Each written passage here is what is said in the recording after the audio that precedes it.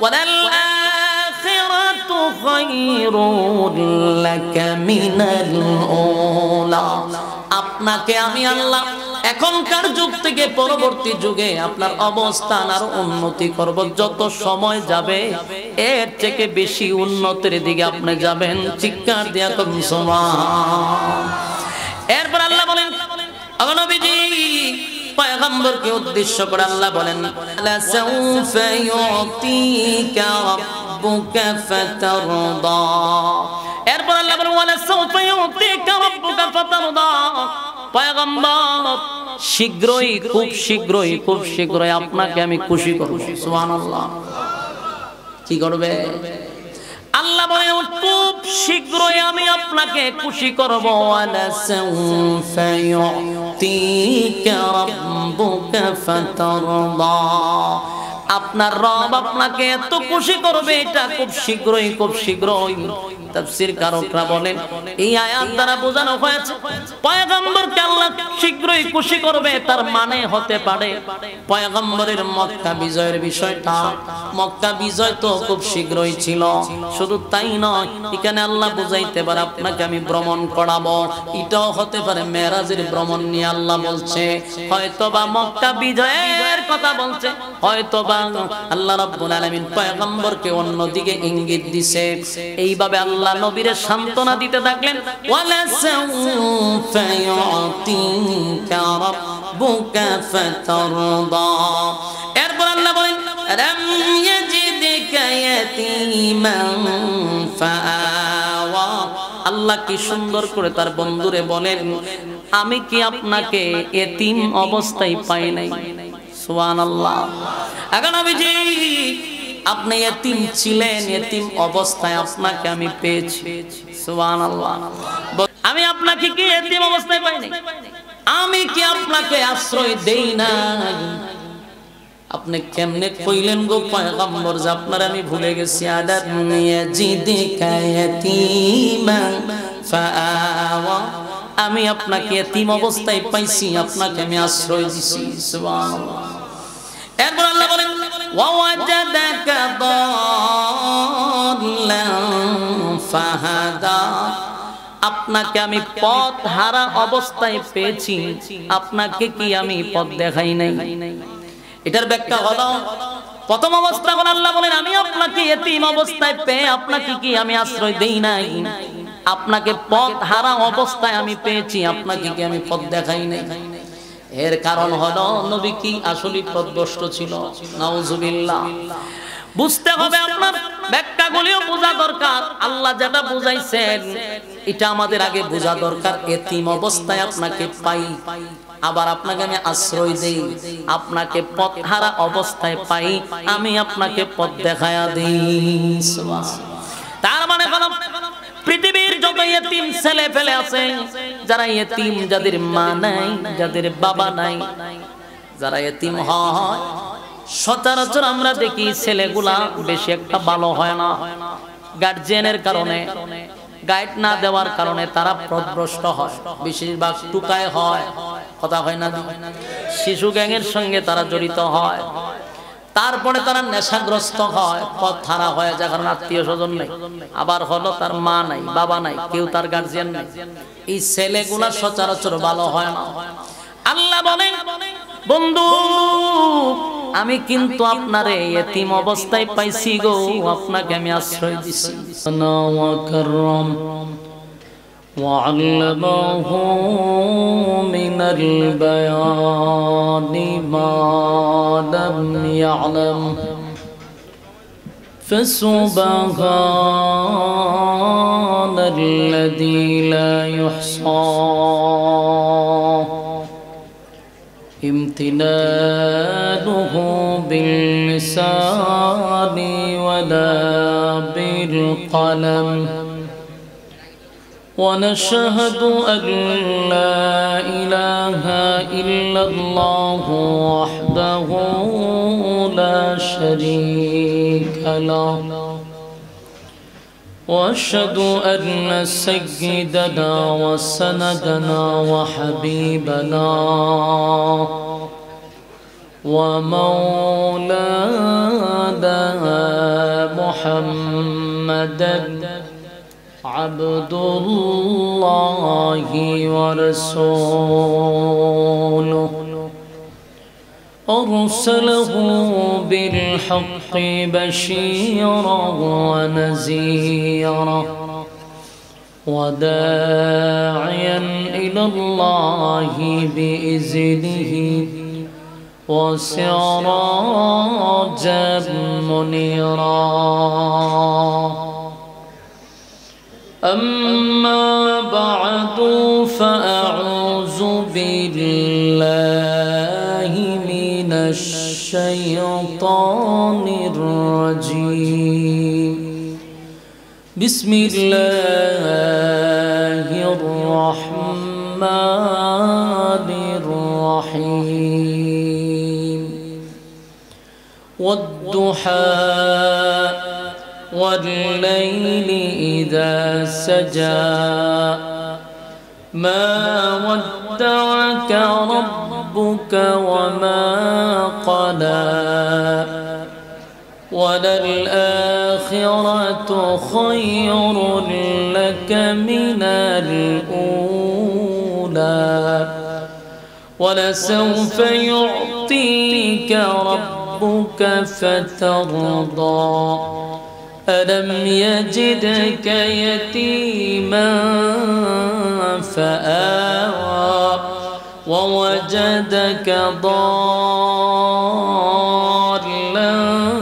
فهدى ووجدك عائلا فأغنى فأما اليتيم فلا تقهر وأما السائل فلا تنحر وأما بنعمة ربك فحدث صدق الله العظيم نور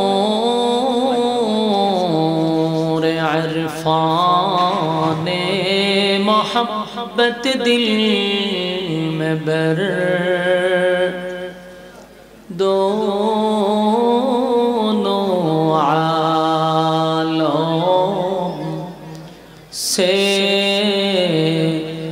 ہمیں کر بے خبر جلن تو نے دی ہے میرے دل میں آرام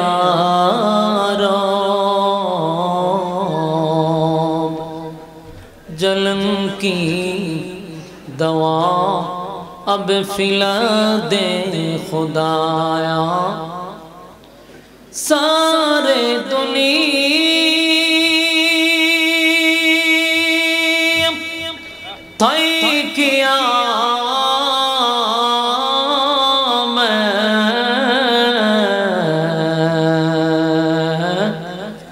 مثل دو دیکھا نہیں تیری مانند خوبصورت چاند بھی ہوتا نہیں بلغ العلا بکمالہ کشفا লিপটাস করছে টানে না কেন পড়েন বলغ العلا بکمالہ حسنت جميع خصاله صلو ذکر بطل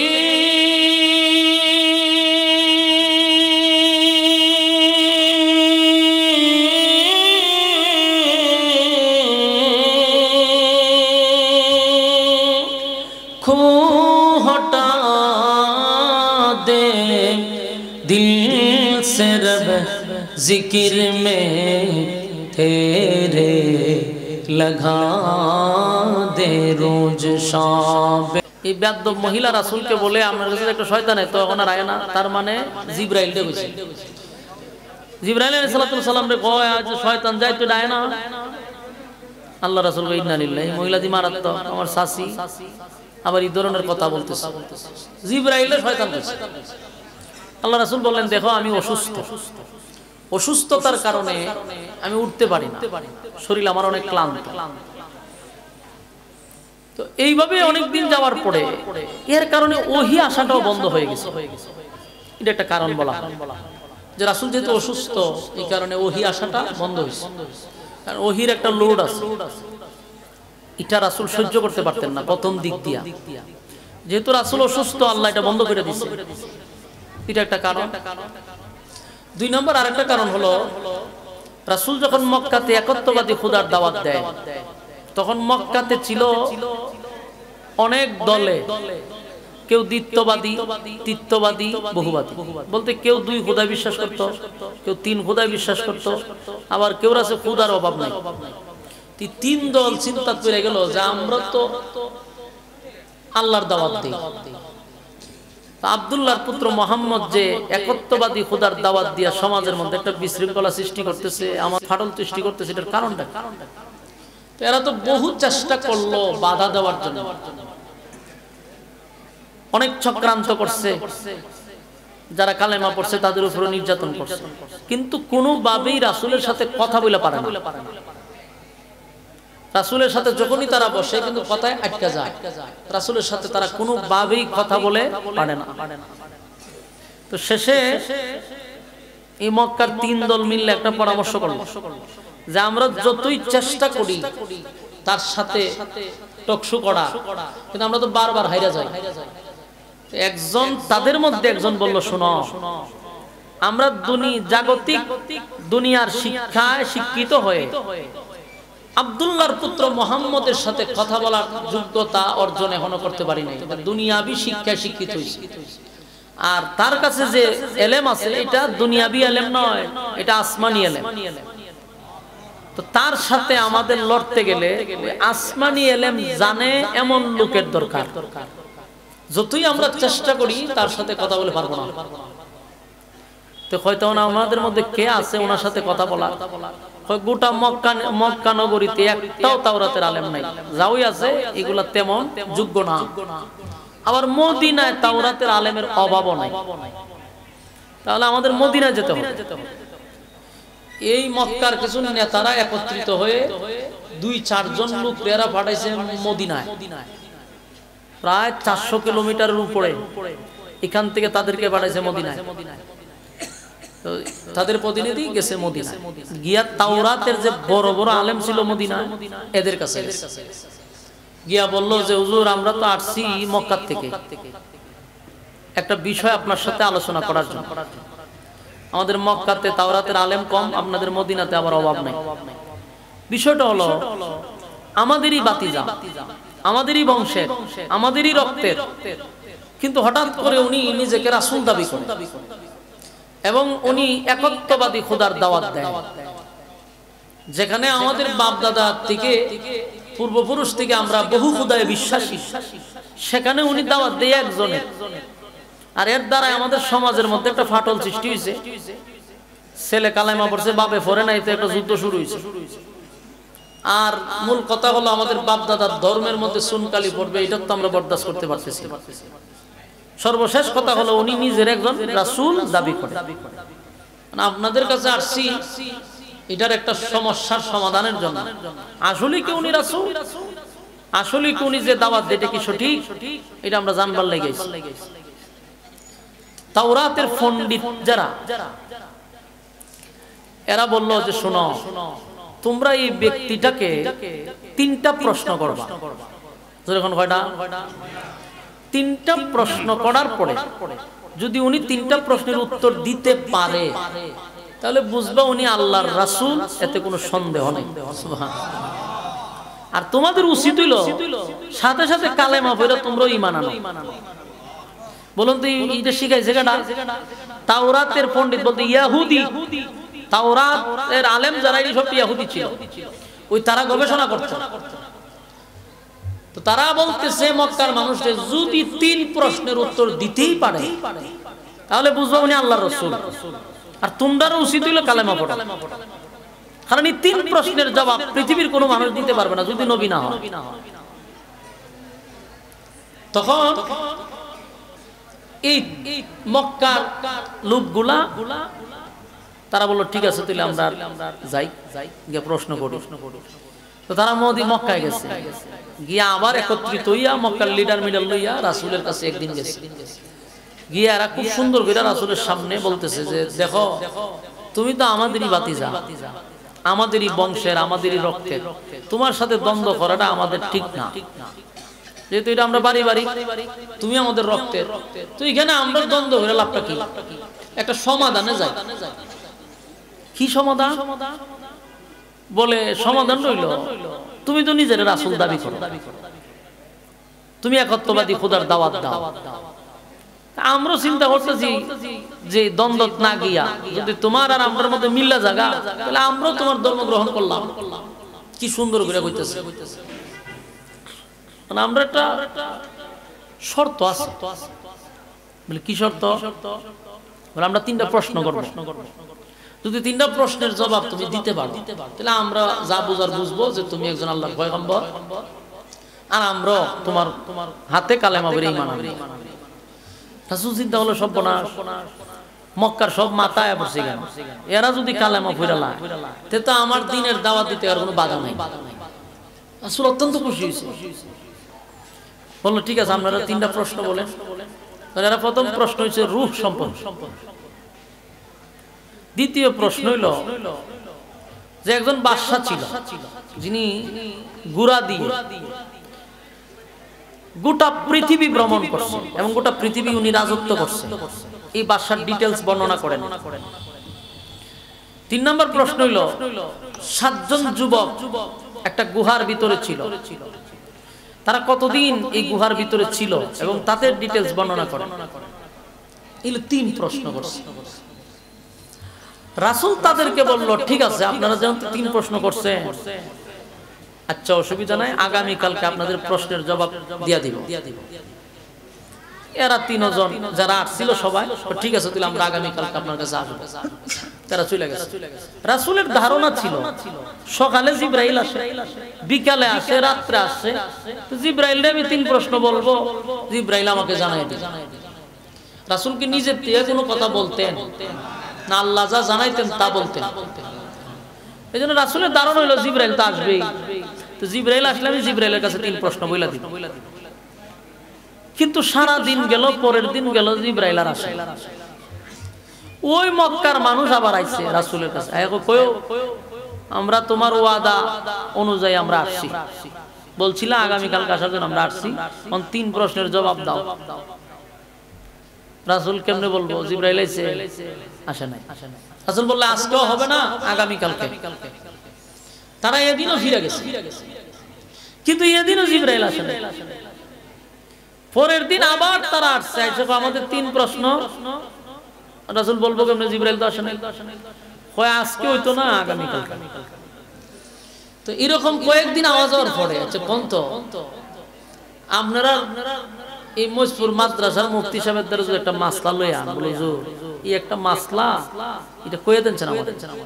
মুফতি সাহেব নাও কইলো আপনারা যে ভাই কাল খাইছেন, আজকে হইতো না, তার মানে উনি একটু মুতালা করবো, কইরা দিকে দিকে আপনারা জানাইবেন। পরের দিন আইলেন, পরের দিনও কয়, পরের দিন আইলেন, পরের দিনও কয়, পরের দিন আইলেন, আপনি গুছা উঠবনি, কথা হয় না? গুছা উঠলে পরে আপনি কি করবেন? আপনি সমালোচনা করবেন। আপনি ওখানে মজপুরের 3 রাস্তার মোড়ে দোকানে বইয়া করবেন, বলে দেখছি কি জাত মুফতির ঘরের মুফতি, গেছলাম বেড়া কোনো মুফতি না, একটা মাস্তা লইয়া গেছি, বেড়া 3 সপ্তাহ ধরে ঘুরাইতে আছে, কি এর মুফতি আছে, কোনো আলেমই না। এই সমালোচনা শুরু হইব দোকানও গিয়া, সার দোকানও, টিভির দোকানও, বিস্কুট খাইব আর বদনাম করব। আলেম সমাজের 14 গোষ্ঠী উদ্ধার করে ছেড়ে দিবে। ঠিক এমন ঘটনাটাই করছে মক্কাতে। হেরাও যখন 1 সপ্তাহ পর্যন্ত গেছে আর আইছে, হেরাও বলে মিল্লা কয় আমরা কইছিলাম না যে বাপ দাদা ধর্মের মধ্যে চুন গালি দিবার লাগি কাম করতেছে, আসলে উনি নবী টবি না। নাউজুবিল্লাহ। কয় নবী হইলে 3 প্রশ্নের জবাব আজকে 1 সপ্তাহ ধরে আমরা ঘুরাইতেছি, প্রশ্নের জবাবই দিতে না। এই গোটা মক্কা নগরীতে একটা সমালোচনার ঝড় বইল। কিন্তু রাসূল তো নিজের থেকে বলে না, যা বলে তো উপর থেকে বলে। তো উপর থেকে মেসেজ আইতেছে না, তো উত্তর দিব কেমনে? এই কারণে সমালোচনা শুরু হয়েছে, জনমের সমালোচনা। অন্যদিকে জিবরাইল তো আসে না, রাসূল নিজেও চিন্তা করে গেছে। যে ঘটনাটা কি? জিবরাইল আসে না কেন? প্রতিদিন আসতো 2বার 3বার, এখন একবারও আয় না। আর এই দিকে তো সমালোচনা শুরু হয়েছে। আল্লাহর রাসূল চিন্তা পেরে গেছে। অন্যদিকে এই আবুল আহাবের বউ বারে বারে রাসূলের কুসা দেয়, তো গীতা শয়তান আয় না, নাউজুবিল্লাহ। আরো খাটা গায়ে লবণ দেয়, কই বুঝছি তোমার আল্লাহ তোমার বুইলা লাইছে। এখন সবাই একটা কথাই, মুহাম্মদের আল্লাহ মুহাম্মদরে বুইলা লাইছে, সম্পর্ক নাই। আগে যে একজন আইতো হেওয়ায় না, বিভিন্ন ধরনের যত কথাবার্তা আছে জায়গায় জায়গায় বলতেছে। রাসূল নিজেও চিন্তিত এই বিষয়টা নিয়ে, কেন জিবরাইল আসে। রাসূল নিজেও কাঁদতেছে, আসমানের দিকে তাকায় আর রাসূল কাঁদে, কারণ সমালোচনা করতেছে তো সবাই, অত্যন্ত ব্যতীত কাঁদতেছে। আসমানের দিকে তাকায়, দেখে জিবরাইল নাই, আয় না। এইভাবে করতে করতে প্রায় 15 দিন চলে গেছে, কিন্তু জিবরাইল আর আসে না। ঘটনা কি? রাসূল নিজেও কাঁদে আর মানুষ কয় আপনার আল্লাহ আপনারা বুইলা লাইছে। রাসূল নিজেও চিন্তা করছে, যা আছে কি বুইলা লাইলো, জিবরাইল দেয় না। ঘটনাটা কি? আল্লাহ রাসূল কাঁদতেছে। একটা পর্যায়ে রাসূল যখন বলা শুরু করলো, আল্লাহ আপনি কি আমার বুইলা লাইছে, আমার আপনি বুইলা লাইছেন, জিবরাইলও পাঠান না, আয়াতও আসে না, চতুর্দিক দিয়ে আমার সমালোচনা, কাঁদতে কাঁদতে 15 দিন রাসূল খালি কাঁদছে। এত কান্না রাসূল কাঁদছে। 15 দিন কান্নার পরে তখন আল্লাহ রাব্বুল আলামিন যেদিন প্রথম জিবরাইলকে পাঠাইলেন 15 দিন পরে, সেদিন আল্লাহ এই সূরা দুহা নাজিল করেন। এটা নাজিলের একটা কারণ, এটা অনেক কারণ আছে, শান নজুল একটা না, তো এটা একটা কারণ। 15 দিন পরে যে রাসূলের কাছে এই সূরা পাঠাইছে, সূরা দুহা, এই সূরা পাঠাইয়া রাসূলকে আল্লাহ সান্ত্বনা দিয়েছে এবং রাসূলকে আল্লাহ খুশি করছে। আসেনি সুবহানাল্লাহ?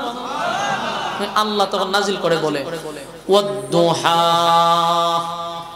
ওয়াল-লাইলি ইযা সাজা। 15 দিন পরে সূরা দুহা নাজিল করে এই সূরার শুরুতে আল্লাহ 2টা কসম করছে। যেরকম কসম কয়টা? 2টা কসম আল্লাহ করছে। ওয়াদ-দুহা ওয়াল-লাইলি ইযা সাজা। আল্লাহ রাব্বুল আলামিন বলেন, ওয়াদ-দুহা, পয়গম্বর দিনের আলোর কসম। প্রথম কসমটা হলো দিনের আলোর কসম। সকাল থেকে নিয়ে 12টার আগ পর্যন্ত যে রৌদ্রটা, সেই সময়ের কসম, দিনের আলোর কসম। ওয়াল-লাইলি ইযা সাজা, রাতের অন্ধকারের কসম। 2টা কসম করছে, দিনের আলোর কসম, রাতের অন্ধকারের কসম। আল্লাহ রাব্বুল আলামিন বলেন, বন্ধু দিনের কসম, রাতের কসম, মা ওয়াদ্দাআকা রাব্বুকা ওয়া মা ক্বালা। দিনের কসম, রাতের কসম, আপনার রব আপনাকে ভুলে নাই। গোটা মক্কা নগরীতে পয়গম্বরের ব্যাপারে যখন সমালোচনা শুরু হয়ে গেল, তোমরা জানো নি আব্দুল্লাহর পুত্র মুহাম্মদের আল্লাহ মুহাম্মদকে ভুলে গেছে রে। মুহাম্মদের কাছে জিবরাইল নামক একটা ব্যক্তি আসতো, সেও আসে না। তার আল্লাহ তার সঙ্গে সম্পর্ক রাখে নাই। মানুষ যখন বলা বলি করতে লাগলো, চতুর্দিক দিয়ে সমালোচনা শুরু করলো, নিজের আপন চাচি বারবার সমালোচনা করে। আল্লাহ রাব্বুল আলামিন সূরা দুহা যখন নাজিল করে, তখন জিবরাইলকে পয়গম্বর প্রশ্ন করছিল, জিবরাইল রে 15 দিন কেন আসলি না? 15 দিন হয়ে গেল, কেন আসলি না? সকালে আসতি, বিকালে আসতি, কেন আসলি না? নবী একটু রাগ করছে, জিবরাইলের প্রতি অভিমান করছে। জিবরাইল, সকালে আসতি রে, বিকালে আসতি, কেন 15 দিন আসলি না? জিবরাইল বলে, আল্লাহর হাবিব আমি আসতে চাই আপনার কাছে, কিন্তু আমার মালিক আমার আসতে দেয় না গো, আমার আসতে দেয় না। আল্লাহর নবী বলেন, জিবরাইল রে, আমার মালিক কেন আসতে দেয় না? আমার মালিক কি আমার প্রতি রাগ করছে? আমার মালিক কি আমার প্রতি রাগান্বিত হইছে রে? কেন জিবরাইল 15 দিন আসলা না? জিবরাইল কয়, হুজুর, আল্লাহ আসতে দেয় নাই উম্মতরে একটা শিক্ষা দেওয়ার জন্য। এখন আমি প্রথম যেদিন মক্কার লিডাররা, মক্কার মানুষের আপনার কাছে আসছিল 3টা প্রশ্নের জবাব জানার জন্য, সেদিন আপনি বলছিলেন আগামী কালকে বলবেন। এই কথাটা আমার মালিকের কাছে পছন্দ নয়, এটা আল্লাহ পছন্দ করছে না। আপনি সেদিন কেন বললেন না যে ইনশাআল্লাহ আগামী কালকে বলবো? মাঝখানে কেন ইনশাআল্লাহ শব্দটা বাদ দিলেন? এই জন্য আমার মালিকের পছন্দ হয় নাই। আমার মালিক আমার আটকায়া দিছে গো, আসতে দেয় নাই। ইনশাআল্লাহ কেন ভুলে গেলেন? একদিন 2 দিন নয়, 15 দিন পর্যন্ত ওহী আসে। এখানে একটা বিষয় আপনাদের বোঝা দরকার, নবী না হয় প্রথম দিন ভুলে গেছে, এই জন্য কি 15 দিন ভুলে গেছে? কথা হয় না? আপনারা কি ধারণা? ইনশাআল্লাহ প্রথম দিন না হয় নবী ভুলেই গেল, আল্লাহ ভুলায়া দিল, কিন্তু প্রতিদিন তো নবীর ভুলার কথা না। এটার দ্বারা বোঝা যায় নবী ভুলে নাই, আল্লাহ ভুলায়া দিছে। কথা হয় না? নবী ভুলে নাই, আমার মালিক ভুলায়া দিছে, ভুলায়া দিছে। এর 1 নাম্বার কারণ হলো কিয়ামত পর্যন্ত যেন উম্মতি মুহাম্মাদি কোনদিন ইনশাআল্লাহ না ভুলে। নবীর একদিন ইনশাআল্লাহ না বলার কারণে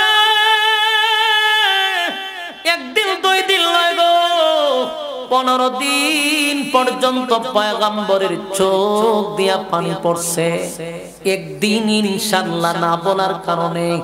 আর এটাকে আমার আল্লাহ উম্মতের শিক্ষার জন্য, উম্মত যেন মরার আগ পর্যন্ত ইনশাআল্লাহ শব্দটা না বলে রে, আমার মালিক 15 দিন জিবরাইলরে আটকাইয়া ওহী বন্ধ করে কিয়ামত পর্যন্ত আনে ওয়ালা সমস্ত উম্মতকে শিক্ষা দিয়া দিল। একদিন ইনশাআল্লাহ না বলার কারণে 15 দিন ওহী বন্ধ করে দিছি, উম্মত রে ইনশাআল্লাহ ভুলিস না।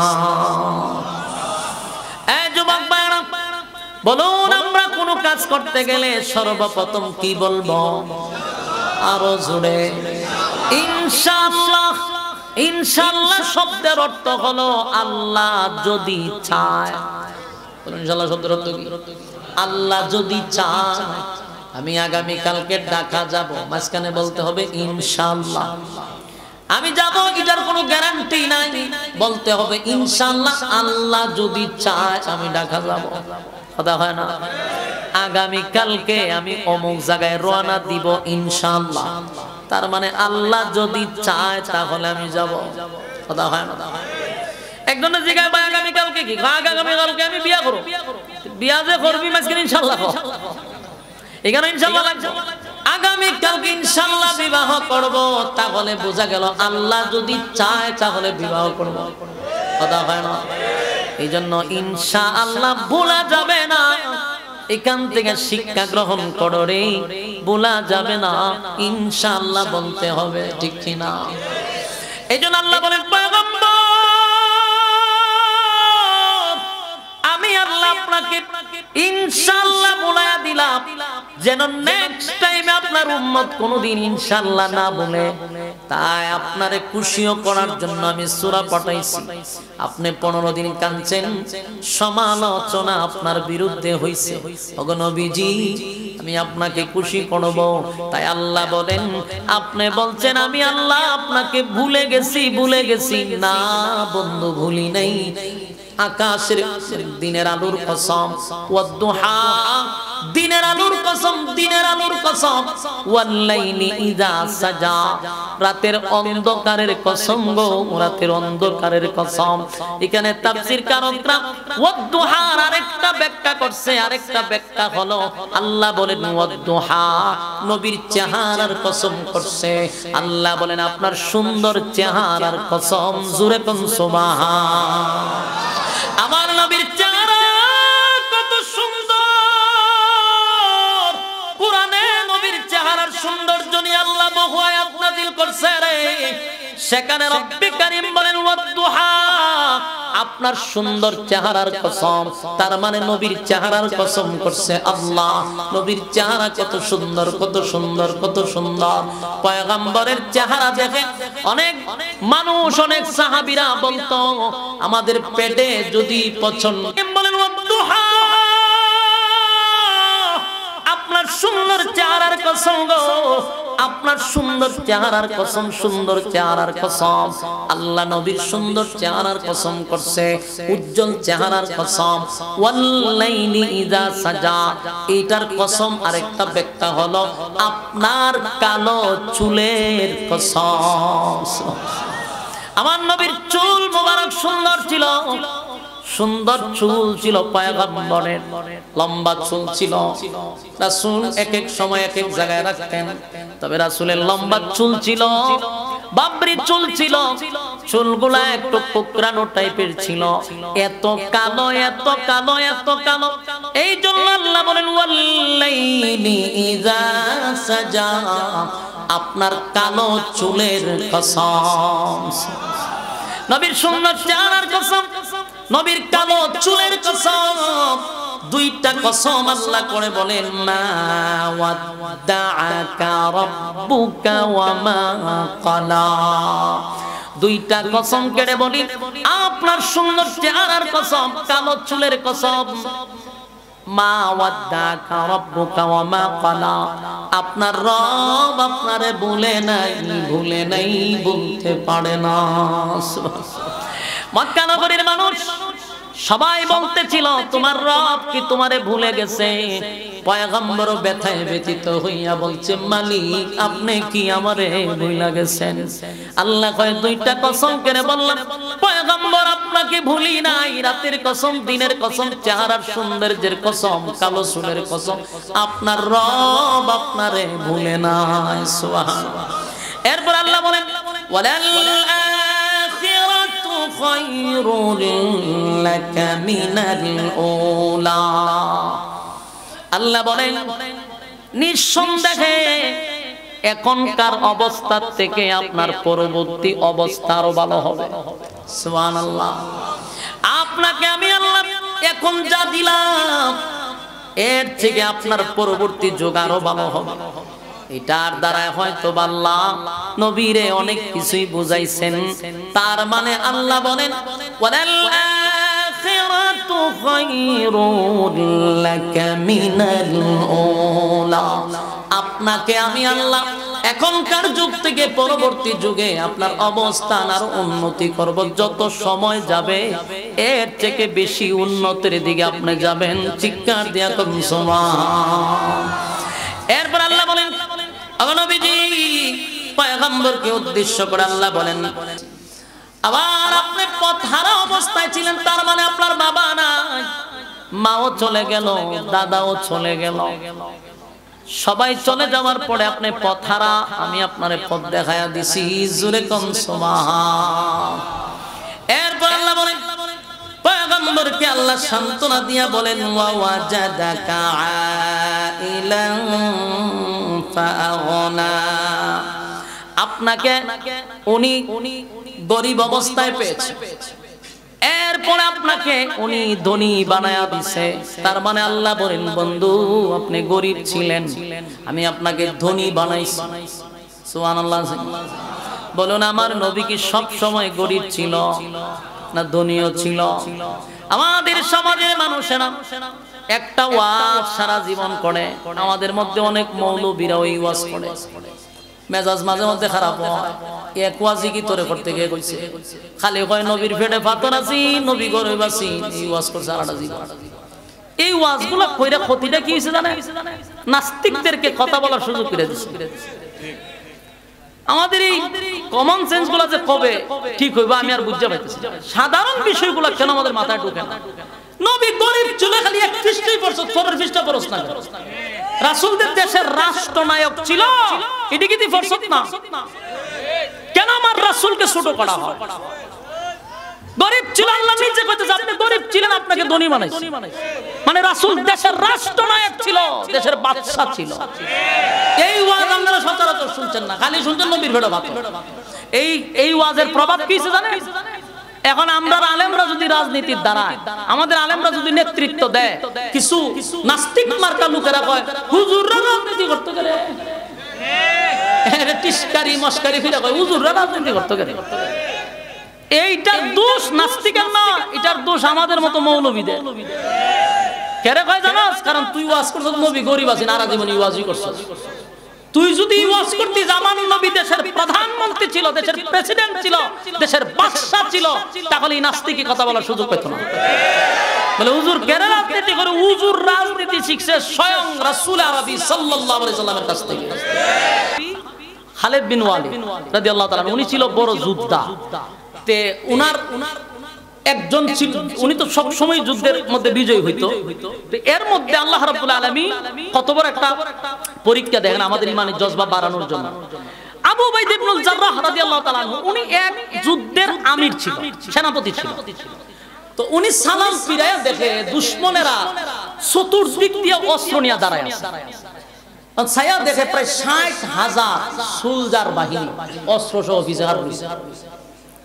আবার এরা নামাজ ফিরায় যখন চাইছে তখন এরা টিটকারি মস্কারি করতেছে, কই এই নি তোমাদের সৈন্যবাহিনী, ছায়া দেখো আমরা ৬০,০০০। টিটকারি মস্কারি যখন করতেছে তখন আবু উবাইদা ইবনুল জাররাহ উঠতে দাঁড়াইছে, দাঁড়ায়া বলল যেখানে ৬০,০০০ সোলজার আর মুসলমানরা কয়েকশো ছিল, তো বলতেছে এখানে কেউ আছো যে ৬০,০০০ সোলজার বাহিনীর একটা দৌড় দেওয়াই তার। একজন দাঁড়াইছে, হুজুর আমি পারবো। আরেকজন দাঁড়াইছে, আমি পারবো, তুইও বল। তিনজন দাঁড়ানোর পরে তিনজনে বসাই দিছে। আরেকজন দাঁড়ায় কয় আমি পারবো। আবু উবাইদা ইবনুল জাররাহ কয় আমি আপনারে তালাশ করতেছিলাম যে আপনি কোন সময় দাঁড়াইলেন। উনি হলেন খালিদ বিন ওয়ালিদ। সুবহানাল্লাহ, বীর ফলোয়ান দাঁড়ায় কয় আমি পারবো। তো উনারা প্রশ্ন করছিল যে তুমি যে কইলা ৬০,০০০ সাথে একাই লড়বা, এটার যুক্তি কি? তা তুমি কিভাবে ৬০,০০০ সাথে জোর দিবা? এটা আমার যুক্তি বুঝাই দিব না। তুমি বললাম যে যুক্তি কি? তা আল্লাহ কইছে ওয়ালা তাহিনু ওয়ালা তাহসানু ওয়া আনতুমুল আ'লাউনা ইন কুনতুম মুমিনিন। আল্লাহ কয় তোমরা যদি ঈমান আনো, তোমাদের যদি ঈমান থাকে আর তোমাদের ঈমানি জজবা থাকে, তাহলে তোমাদেরকে কেউ ঠেকাইতে পারবে না। আর রাসূল বলছে যারা ঈমান আনছে তারা হলো জিন্দা। বলেন যারা ঈমান আছে তারা কি? আর যারা ঈমান নাই এরা হলো মুর্দা। খালিদ বিন ওয়ালিদ কয় আমি তো জিন্দা ঈমানদার, আর ইনি যে ৬০,০০০ এটা আমার কাছে আসলেই জিন্দা না, সবটি মুর্দা। তো মুর্দা যদি ৬০ লক্ষ হয় অসুবিধা কি? আমি তো একলা জিন্দা। উনি তরবার লিয়া যখন দৌড় দিছে ৬০,০০০ এর উপরে একটার উপরে একটা পড়ে আসে, আল্লাহ বিনা যুদ্ধে বিজয় দান করছে। বলুন এটা কি গায়ের শক্তি থেকে ছিল না ইমানি শক্তিতে?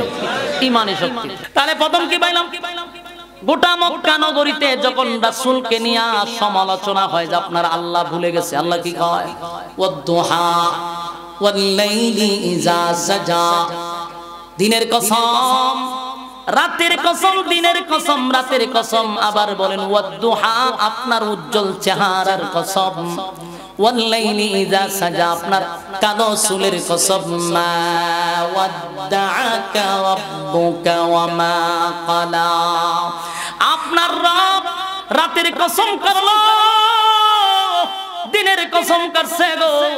আপনার রব আপনাকে ভুলে নাই, ভুলে নাই, ভুলে নাই, ভুলে নাই। কেন আপনাকে ভুলে যাব?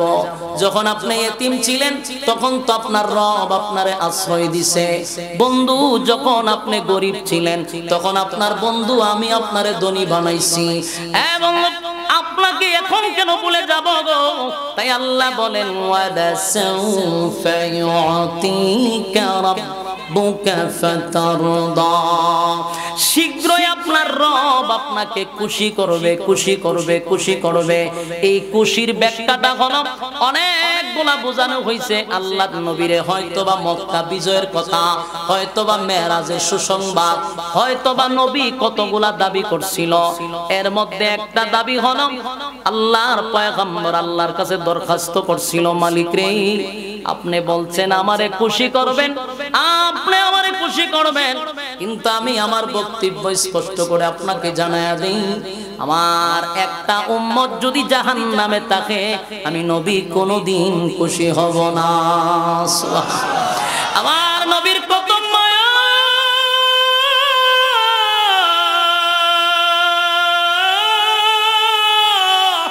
উম্মতের প্রতি নবীর কত মায়া গো। আল্লাহর কাছে নবী দরখাস্ত করছে, যদি আমার একটা উম্মত জাহান্নামের আগুনে জ্বলে, আগুনে জ্বলে, আপনি আমি নবীরে খুশি করতে পারবেন না। তাই আল্লাহ বলেন ওয়ালা সাউফা ইউতিকা রাব্বুকা ফাতারদা। আপনার রব আপনাকে শীঘ্রই খুশি করবে, শীঘ্রই খুশি করবে। যুবক ভাইরা আমার, শেষ একটা কথা হলো, আমরা যারা এখানে বসছি, আমরা যারা কথাগুলি শুনছি, আমাদের একটাই শেষ ফিনিশিং হলো, আমরা এই জমিনে চলবো, পয়গম্বরকে অনুসরণ অনুকরণ করে চলতে হবে। আমরা যেন নবীর ইতাআত করতে পারি, আল্লাহর হুকুম নবীর তরিকায় জীবন যাপন করতে পারি। মুখে একটা বুকে আরেকটা অন্যে চলবো। আমি যদি বলি নবীরে ভালোবাসি, ভালোবাসি বইলা লাফাই, কিন্তু নবীর সুন্নত পাত থেকে মাথা পর্যন্ত আমার কাছে নাই, তাহলে বলুন এটার কোনো গ্রহণযোগ্যতা আছে? তাই আল্লাহ বলেন বন্ধু আমি আপনাকে খুশি করার জন্য সূরা দোহা নাজিল করছি। এর আগে 15 দিন আপনার চোখ দিয়া পানি পড়ছে রে, আপনারে খুশি করার জন্য সূরা দোহা নাজিল করছি।